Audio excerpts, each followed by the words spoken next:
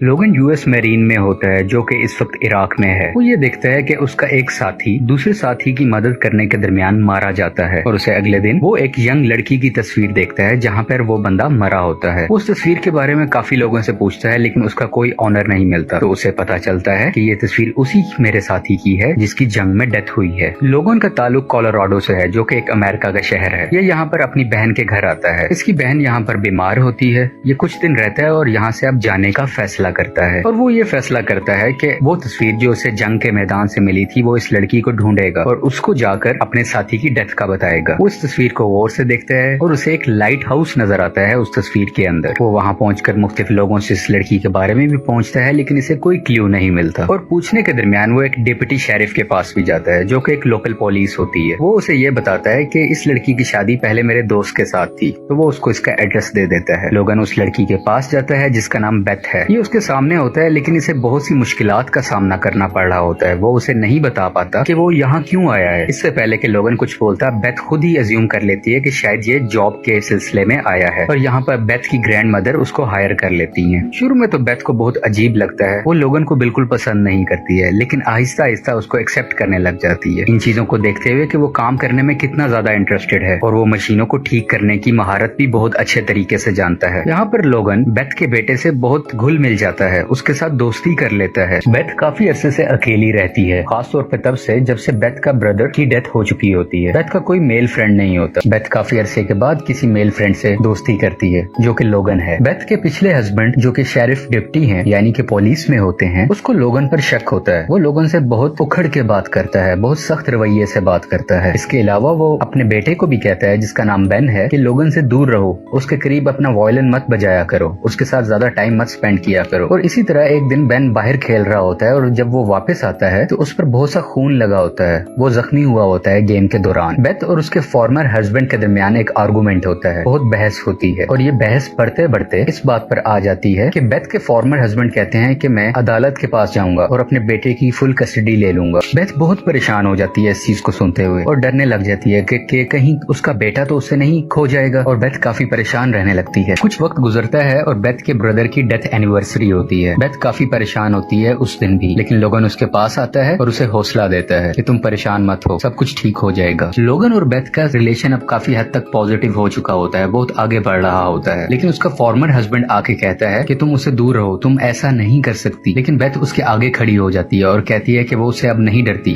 और तुम कोई नहीं होते कि मेरे और मेरे डिसीजंस में इंटरफेयर करो। बेथ का फॉर्मर हस्बैंड डिफरेंट इन्वेस्टिगेशन करता है लोगन के बारे में और उसे पता चलता है कि लोगन जब इस टाउन में पहली दफा आया था तो वो बेथ की फोटो लेके इधर उधर लोगों से पूछ रहा था कि आप जानते हैं कि ये लड़की कहाँ रहती है। तो वो बेथ को बताता है कि ये तुम्हें स्टॉक कर रहा है, ये ठीक बंदा नहीं है और मैं सच जान के रहूंगा। बेथ को यहाँ सब कुछ पता चल जाता है कि लोगन एक मैरीन है और उसे मेरी तस्वीर मरने वाले शख्स के पास से मिली थी जो कि उसका बहुत अच्छा दोस्त था। लेकिन यहाँ पर बेथ का ट्रस्ट टूट जाता है लोगन पर। वो बहुत परेशान होती है और लोगन को अपने से दूर कर देती है। वो लोगन को कहती है कि तुम यहाँ से चले जाओ। बेथ को उसके करीबी साथियों की तरफ से यह भी समझाया जाता है कि इसमें लोगन की कोई गलती नहीं थी, कि वो जंग में वो बच गया और तुम्हारा भाई, तुम्हारा दोस्त वो मारा गया। लोगन एक अच्छा इंसान है, तुम इसके बारे में सोचो। लेकिन इस वक्त तक बेथ परेशानी और गुस्से में होती है। बेथ का फॉर्मर हस्बैंड नशे की हालत में होता है और वो लोगन को देखता है कि वो अपने डॉग के साथ जा रहा होता है। तो बेथ का फॉर्मर हस्बैंड लोगन का सामना करता है और अपनी गन निकालकर उसके सामने एम कर देता है और आसपास खड़े लोग डर जाते हैं और भागने लगते हैं। लोगन बहुत मुश्किल से उसकी गन खींच लेता है और पास खड़े दूसरे ऑफिसर को दे देता है।